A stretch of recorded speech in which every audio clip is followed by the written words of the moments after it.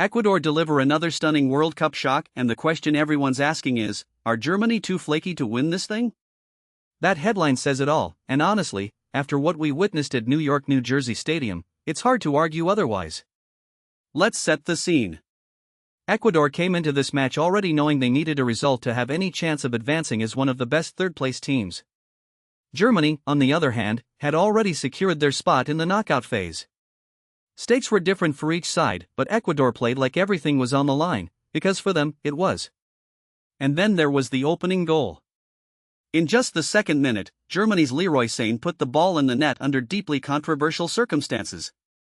Former Bundesliga referee Manuel Grafa called the failure to penalize Alexander Pavlovic's high foot on Ecuador's Pedro Vida joke. The Athletic's own refereeing expert Graham Scott agreed, saying it was highly unusual not to penalize the challenge, and that he fully expected VAR to step in. They didn't. Goal stands. But Ecuador didn't crumble. Nilson Angulo pulled one back quickly, and the game settled into something fascinating, a physical, intense battle where Ecuador more than held their own against one of the tournament's supposed heavyweights. Here's where it gets dramatic. With 13 minutes left, Ecuador were going out.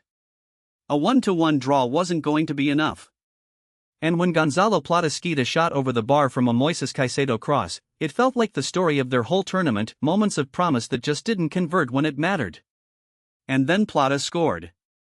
A close-range finish from Kevin Rodriguez's flick, and the stadium literally vibrated with the celebrations. 4 points. Through as a third-place team. Greatest day in Ecuadorian World Cup history. Now, their path forward. According to the Athletic's projections, Ecuador are most likely to face co-hosts Mexico in the last 32, and possibly England in the last 16. And nobody is going to want to play this team. The physicality, the courage, the quality of players like Caicedo and Angulo, this is a side that can hurt anyone. But back to Germany, because their performance raised some real red flags.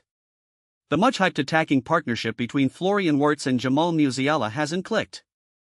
Neither player is in prime form. The double pivot midfield of Pavlovic and Felix Meka can keep the ball, but it's leaving the defense exposed. And the defense?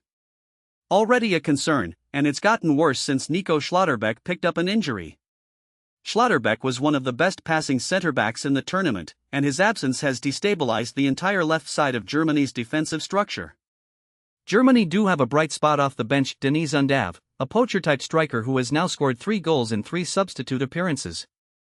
2 of those goals single-handedly rescued Germany against Ivory Coast. He's been their most reliable attacking contributor, which tells you something about how the starters have performed. Germany head to Boston next Monday, and the knockout rounds will demand a lot more than what we saw today. One last thread worth pulling: the officiating at this tournament has been noticeably lenient. Robust tackling, high feet, physical confrontations that would draw immediate cards in a Champions League match, referees here seem to be letting it go. Whether that's a deliberate directive from FIFA to promote a faster, more physical game, nobody said publicly. But it's happened too consistently to be a coincidence. Ecuador's story is one of the great moments of this World Cup, a team punching above their weight, playing with heart, and earning every bit of their place in the last 32. For Germany, the talent is there, but the tournament starts now, and right now, there are more questions than answers.